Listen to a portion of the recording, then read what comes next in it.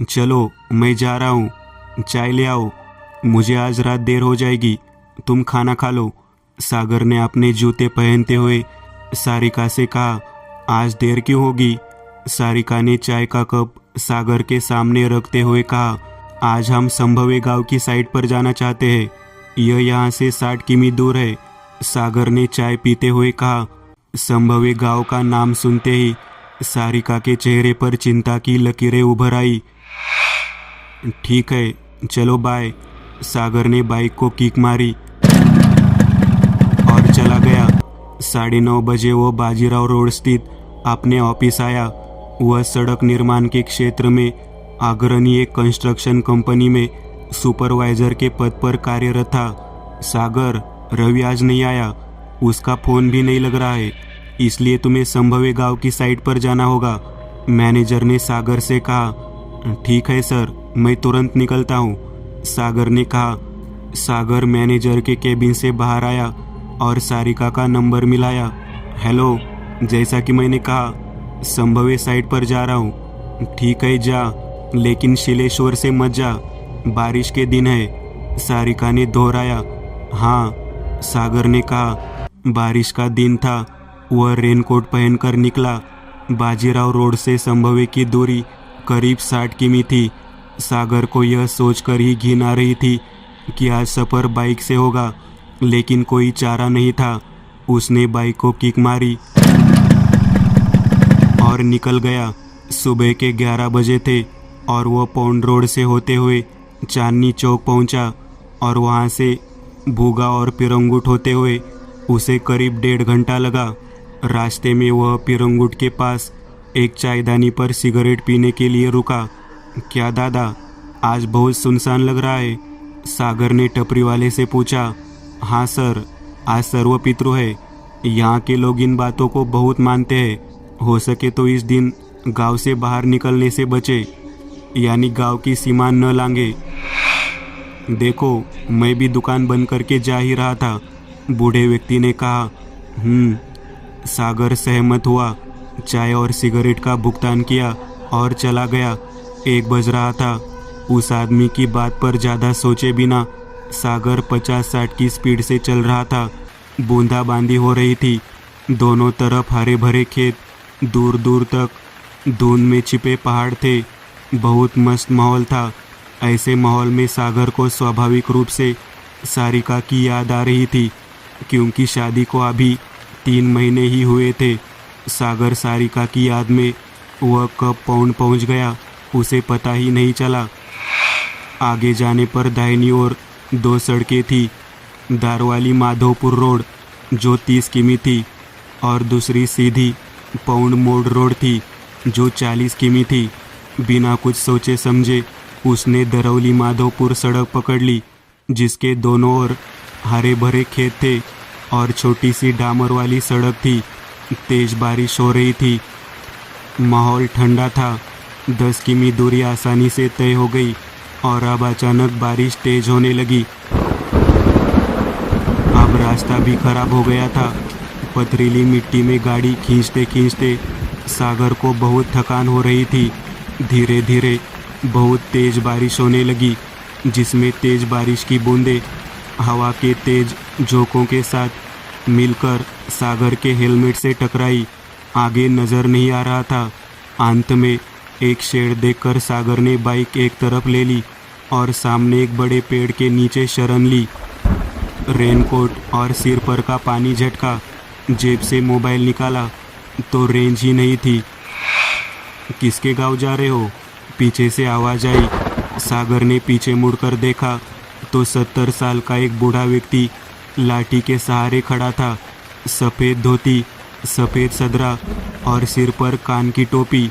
सफ़ेद बाल, सभी बाल सफ़ेद। दाढ़ी, मूछें, पलके, बोहे, सभी सफ़ेद। कुछ नहीं, बस बारिश रुकने का इंतज़ार कर रहा हूँ, सागर ने कहा।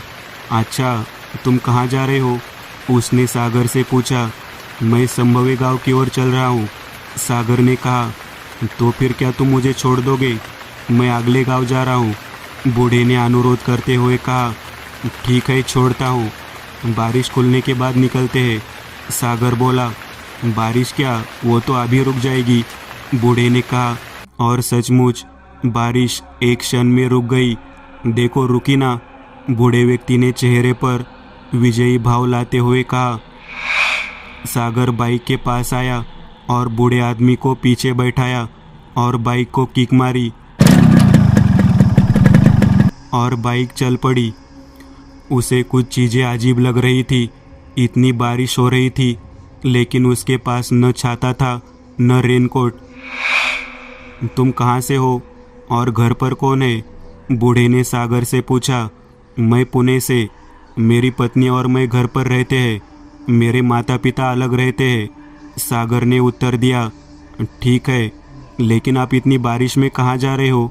सागर ने पूछा। अब क्या कहूँ, यह बहुत बुरी बात है, बूढ़े ने रोते हुए कहा। क्यों, क्या हुआ? सागर ने सहानुभूतिपूर्वक पूछा। मेरी पत्नी लापता है, वह रोते हुए कहने लगा। मैं उसकी तलाश में गांव-गांव भटक रहा हूँ। शांत हो जाओ दादाजी, सब ठीक हो जाएगा, सागर ने आश्वस्त करते हुए कहा। कितने दिन हो गए? सागर ने पूछा। ऐसा लगता है जैसे यह परसों की बात है, मुझे ये याद नहीं है, बूढ़े व्यक्ति ने कहा। संभावे गांव अब 5 किलोमीटर दूर था। बदास नामक गांव आया। सागर ने दादा से पूछा। बताओ कहाँ रुकना है? हाँ बेटा, बूढ़े ने कहा।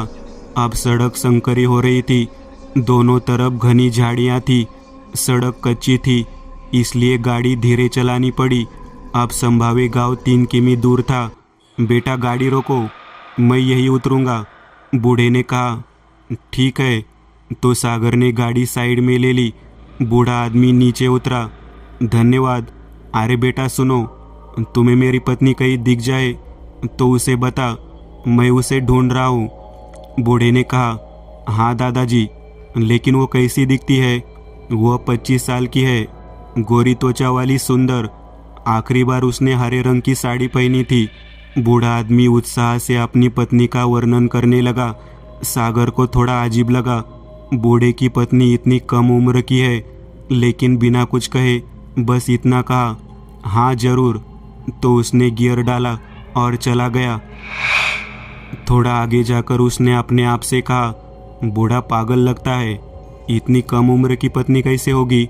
इस बारे में ज़्यादा सोचे बिना वह आगे बढ़ गया। आगे एक छोटा मोड़ था। गाड़ी उस मोड़ पर पहुंची और सागर ने जो देखा उसे देखकर चौंक गया। बूढ़ा आदमी सड़क के किनारे खड़ा था, लेकिन ये इतनी जल्दी इतनी दूर कैसे आ गया? सागर ने खुद से पूछा। बूढ़े के चेहरे पर विकृत मुस्कान थी।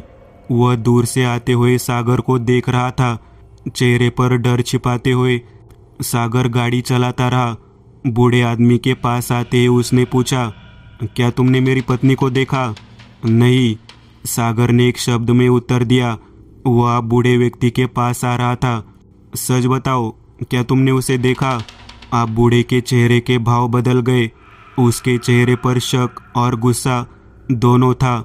नहीं दादाजी, सच में नहीं दिखी, सागर ने गाड़ी रोकते हुए कहा। तुम ही तो थे जो मेरी पत्नी का अपहरण कर ले गए। बूढ़े की बात सुनकर सागर का दिमाग घूम गया। क्या बात कर रहे हो? सागर ने गुस्से से कहा। तू ही उसका प्रेमी था, तुम दोनों ने मुझे मार डाला, बूढ़े ने कहा। बिना कुछ कहे सागर गाड़ी लेकर चला गया। ये अच्छा है, मत करो और उनकी बातें भी सुनो। सागर खुद से बात कर रहा था। वह उसी रास्ते संभावे गांव में दाखिल हुआ। वहाँ एक छोटी सी बस्ती थी। वह गांव में दाखिल हुआ जहाँ एक चाय की दुकान थी।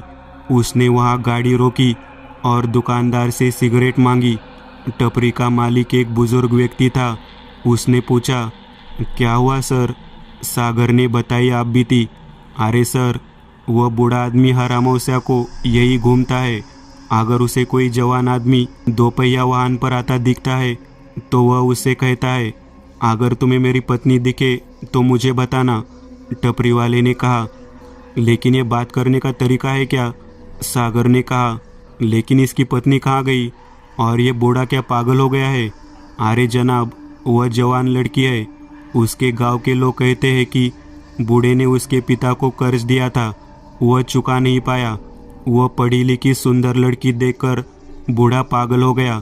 मेरी इससे शादी करा दे, नहीं तो मेरे पैसे लौटा दे। तो फिर क्या, लड़की ने शादी कर ली। कुछ दिन बाद यहाँ सड़क का काम चल रहा था और वह वहाँ काम कर रहे एक लड़के के साथ भाग गई। फिर अगले दिन बुजुर्ग का शव नदी के किनारे मिला। कोई कहता है कि बूढ़े ने जान दे दी, कोई कहता है कि लड़की ने उसे मार डाला। वह अमावस की रात थी, आज भी अमावस है। टपरी वाले ने सारी हकीकत बता दी। तो यह बूढ़ा आदमी नहीं बल्कि उसकी आत्मा थी। सागर ने कांपते हुए पूछा, हाँ, आप एक काम करो, पौंड मुलशी सड़क पर चले जाओ, यहाँ से मत जाओ। सागर साइड पर गया, अपना काम खत्म किया, घर आने लगा। उसके मन से यह विचार नहीं जा रहा था। वह पौंड मुलशी रोड से पुणे आया। उसे घर देर से पहुंचना था, लेकिन वास्तव में वह 2 घंटे पहले पहुंच गया। जैसे वह घर के सामने गाड़ी पार्क कर रहा था, तभी उसका फ़ोन बज उठा। वह फ़ोन उसके ऑफिस के सहकर्मी राजन का था। बोल राजन, सागर ने फ़ोन उठाते हुए कहा। अरे बुरी खबर है, रवि चल बसा। राजन ने कहा, क्या, कब, यह अचानक कैसे हुआ? सागर हैरान रह गया। संभावे गांव के पास नदी के किनारे एक शव मिला है, अभी बस इतना ही पता चल सका है। हम वैकुंठ आ गए हैं, उसके शव का पोस्टमार्टम लेकर एम्बुलेंस आ गई है। ठीक है, आता हूँ। सागर तुरंत घर चला गया। सारिका, ये मेरी बैग रख दो, मैं वैकुंठ जा रहा हूँ। रवि चला गया है, जब आऊँगा तो तुम्हें सब बता दूंगा, सागर ने कहा और घर से निकल गया। रवि का अंतिम संस्कार कर दिया गया। रवि का सहायक सौरभ वहाँ था। सागर ने उससे पूछा, अरे तुम तो उसके साथ थे, बताओ क्या हुआ? सागर, अरे रवि सर और मैंने 2 दिन पहले उस साइड पर जाना शुरू किया था। हम लोग माधोपुर गांव की सड़क पर जा रहे थे। रास्ते में रवि सर अचानक कुछ बड़बड़ाने लगे। मैं गाड़ी चला रहा था, वो पीछे बैठे थे। मुझे माफ़ कर दो, मुझे माफ़ कर दो, वो कह रहा था। वो किससे बात कर रहे थे समझ नहीं आ रहा था, क्योंकि वहाँ कोई और नहीं था। वो मुझसे कह रहा था, तेज़ी से गाड़ी चलाओ, वो पीछे से आ रहा है। मैं तेज़ बाइक चला रहा था। हम संभव साइड पर पहुँचे और फिर वही अकेले बड़बड़ा रहे थे, वो मुझे नहीं छोड़ेगा। कुछ ऐसे ही बड़बड़ाते हुए वे वहाँ से बाइक लेकर कहाँ चले गए कुछ समझ नहीं आया। उनका फ़ोन भी बंद था। फिर मैं एसटी से घर आया। आज दोपहर को नदी के किनारे उनका शव मिला। इससे ज़्यादा मैं कुछ नहीं जानता। सौरभ ने आप बीती बताई। यह सब सुनने के बाद सागर स्तब्ध रह गया, सिवाय इसके कि आज जो हुआ उससे वह डरा हुआ था। वह वहाँ से घर पहुँचा। दरवाज़ा खुला था। घर में दाखिल हुआ और सारिका को आवाज़ लगाई, सारिका, तुम कहाँ हो? कोई जवाब नहीं आया। वह बेडरूम में आया और बेडरूम का दरवाज़ा बंद था। दरवाजे को धक्का देकर वह अंदर घुसा तो उसके पैरों तले जमीन खिसक गई। उसके सामने पंखे से लटकी सारिका की लाश दिखाई दी। सारिका जोर जोर से चिल्लाने लगा। उसके लटकते हाथों में अपना चेहरा छिपाकर सिसकने लगा। उसकी आवाज़ सुनकर पड़ोसी इकट्ठा हो गए। जल्द ही पुलिस आ गई और सारिका के शव को पोस्टमार्टम के लिए भेज दिया गया। सागर पर दुखों का पहाड़ टूट पड़ा। रिश्तेदार एकत्र हुए। उनकी मौजूदगी में सारिका का अंतिम संस्कार किया गया। सागर अगली सुबह उठता है, सारिका को याद करके रोता है। सोचता है कि वह ऐसा क्यों करेगी। उसकी नज़र उसकी डायरी पर पड़ती है। वह डायरी पढ़ना शुरू करता है और एक भयानक सच्चाई से उसका सामना होता है। सारिका और रवि की पहली मुलाकात 1 साल पहले माधोपुर गांव में हुई थी। सारिका अपने पुराने पति से तंग आ चुकी थी और उसे रवि से प्यार हो गया था। और वह रात जब सारिका और रवि को भागकर पुणे आना था, उसी रात उन दोनों ने उसके वृद्ध पति की हत्या कर दी और शव को नदी किनारे फेंक दिया। रवि शादीशुदा था, इसलिए वह सारिका से शादी नहीं कर सकता था। इसलिए उसने और सारिका ने सागर को शादी का लालच दिया। शादी के बाद भी उनका रिश्ता था। सागर तो एक मोहरा था।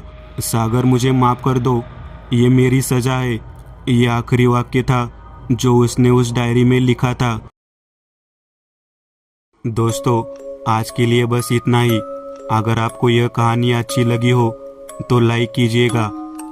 आप में से कई लोग बिना लाइक किए भाग जाते हैं। अगर आपने वीडियो को लाइक किया तो मुझे अच्छा लगेगा और ऐसी ही डरावनी कहानियाँ बनाने के लिए मुझे एनर्जी मिलेगी। तो लाइक ज़रूर करिएगा और अभी तक आपने चैनल को सब्सक्राइब नहीं किया तो तुरंत सब्सक्राइब करिएगा और बगल वाली घंटी को दबाना ना भूलिएगा।